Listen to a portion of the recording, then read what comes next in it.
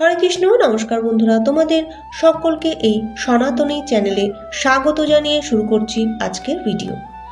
বিশ্বামিত্রর জীবনে যা ঘটেছিল ঠিক তার বিপরীত ঘটেছিল শ্রী হরিদাস ঠাকুরের জীবনে।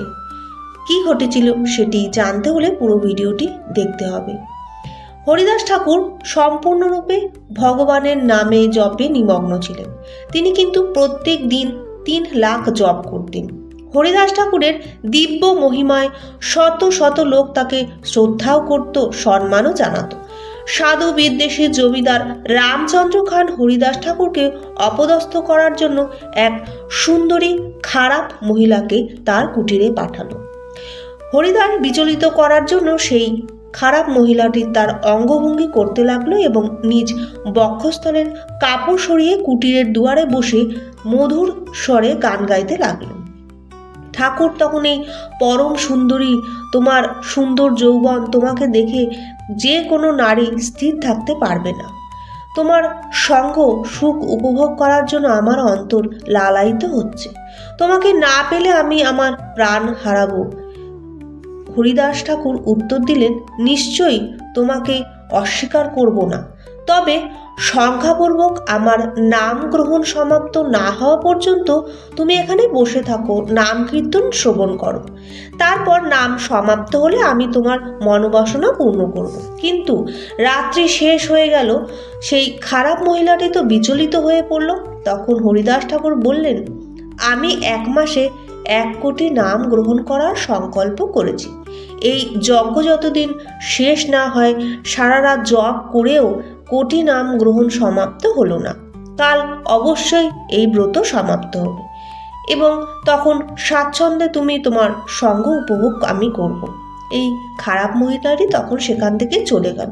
সে আবার পরের দিন সন্ধ্যাবেলা আসলো, হরিদাস ঠাকুরের কাছে গেল।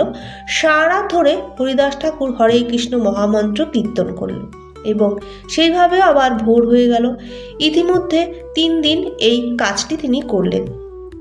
হরিদাস ঠাকুরের সঙ্গের প্রভাবে সেই খারাপ মহিলাটির মন সম্পূর্ণভাবে পরিবর্তন হয়ে গেল। সেই খারাপ মহিলাটি নির্মল হৃদয় হরিদাস ঠাকুরের পাদপদ্মে নিমজ্জিত হয়ে কান্না করতে লাগলো, আমি অনেক পাপ করেছি ঠাকুর, হে প্রভু, কৃপা করে আমাকে আপনার চরণে ঠাঁই দিন, আমাকে নিস্তার করুন। আমি কিভাবে এই জগতের দুঃখ দুর্দশা থেকে মুক্ত হতে পারি? হরিদাস ঠাকুর তখন তাকে বলল, তুমি নিয়মিত হরে কৃষ্ণ মহামন্ত্র কীর্তন করো, তুলসী সেবা করো, অচিরেই তুমি ভক্তি লাভ করবে। হরিদাস ঠাকুর সেই খারাপ মহিলাটির বিন্দুমাত্র বিচলিত কিন্তু হননি। অপরপক্ষে সেই খারাপ মহিলাটি মহান ভক্তে পরিণত হয়ে গেল। যখন কেউ ভক্তিমূলক সেবায় নিয়োজিত হয় তখন জড় আসক্তি দূর হয়ে যায়।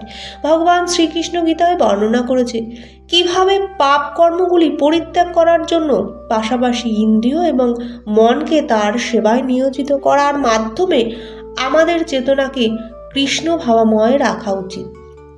তানি সর্বাণী সংযমযুক্ত আশিত মৎপর বশেহি যস্যেন্দ্রিয়ানি তস্য প্রজ্ঞা প্রতিষ্ঠাতা। যিনি সম্পূর্ণরূপে সংযত চিত্তে আমার প্রতি উত্তম ভক্তি পরায়ণ হয়ে তার ইন্দ্রিয়গুলিকে সম্পূর্ণরূপে বশীভূত করেছেন, তিনি স্থিতপ্রজ্ঞ। আমাদের ইন্দ্রিয় মন এই সমস্ত অনুকূল পারমার্থিক কার্যকলাপে নিয়োজিত করায়, তাদের নিয়ন্ত্রণ করাই নিশ্চিত সহজ উপায়। বৈদিক যুগে ধর্মপরায়ণ রাজা প্রজাদের নিকট কর আদায় করে তা কৃষ্ণ ভাবা প্রচারে নিয়োজিত ভক্তদের সাহায্য করতেন। তারা ভগবানের মন্দির নির্মাণ করতেন, যা বৈদিক শিক্ষা ও সংস্কৃতি বিশ্ববিদ্যালয় নেয়। নগরের কেন্দ্রস্থলে বিরাট বিরাট মন্দির নির্মিত হতো। সেখানে অনেক লোক একত্রে সমাবেশ হয়ে পার্থিব শিক্ষা লাভ করতেন। এই সমস্ত রাজারা কেবলমাত্র বিশ্বজুড়ে কৃষ্ণ ভাবনা প্রচারের সাহায্যে করতেন না, তারা নিজেদেরও অত্যন্ত কঠোরভাবে জীবনের সমস্ত জীব ভক্তি অনুশীলন করে তারা দৃষ্টান্ত স্থাপন করে যেতেন। তা অনুসরণ করে সাধারণ মানুষও পারমার্থিক অগ্রগতি লাভ করে ভগবত ধামে ফিরে যাওয়ার জন্য পথ প্রশস্ত করতে পারে। এই রকম একটি উজ্জ্বল দৃষ্টান্ত হলেন মহাভক্ত অম্বরীশ মহারাজ, যিনি নিজের সমস্ত ইন্দ্রিয়গুলোকে ভগবানের সেবায় নিযুক্ত করে কামনা বাসনাকে জয় করতে সক্ষম হয়েছিল। ভিডিওটি এখানেই শেষ করলাম। ভালো লাগলে অবশ্যই কমেন্টের মাধ্যমে জানাবেন, লাইক, শেয়ার, সাবস্ক্রাইব করবেন। পরবর্তী ভিডিও পাওয়ার জন্য বেল বাটনটি অবশ্যই প্রেস করে রাখবেন।